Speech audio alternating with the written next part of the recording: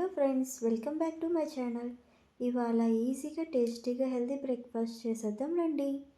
ఒక బౌల్ తీసుకొని medium size ఆనియన్ని చిన్న చిన్న ముక్కలుగా కట్ చేసుకొని వేసుకోవాలి.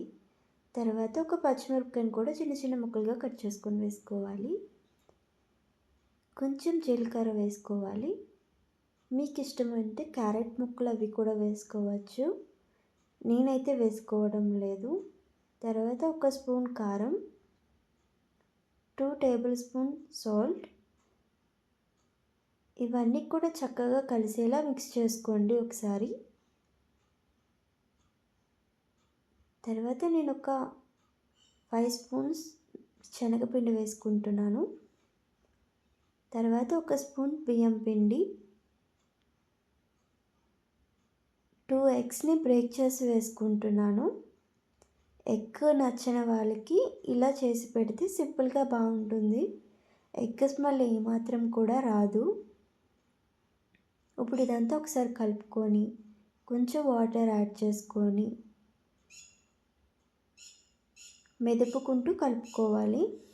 ఎందుకంటే శనగపిండి ఉండలు కడుతుంది కదా, అందుకని ఇలా మెదుపుకుంటూ కలుపుకోవాలి. వాటర్ చూసుకొని యాడ్ చేసుకోండి.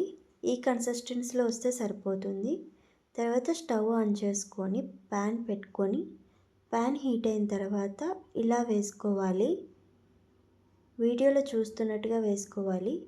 నార్మల్ దోశలాగా సన్నంగా అయితే రాదు, కొంచెం లావుగానే వస్తుంది. తర్వాత చుట్టూ కూడా కొంచెం ఆయిల్ వేసుకోవాలి. డైట్లో ఉన్నవాళ్ళు ఆయిల్ స్కిప్ చేయండి, గీతో కూడా వేసుకోవచ్చు. తర్వాత 3 మినిట్స్ అలాగా ఒక సైడ్ కాల్చుకున్నాక రెండో సైడ్ తిప్పుకోవాలి. 3 మినిట్స్కి చూసారు ఎంత మంచిగా కాలిందో. నార్మల్ దోశకి బేగా కాలుతుంది, ఈ దోశ కొంచెం టైం పడుతుందండి. రెండు వైపులా కూడా మీడియం టు హై ఫ్లేమ్ చూసుకొని కాల్చుకోవాలి. ఈ దోశ పల్లీ చట్నీతోటి, అల్లం చట్నీతోటి చాలా బాగుంటుంది.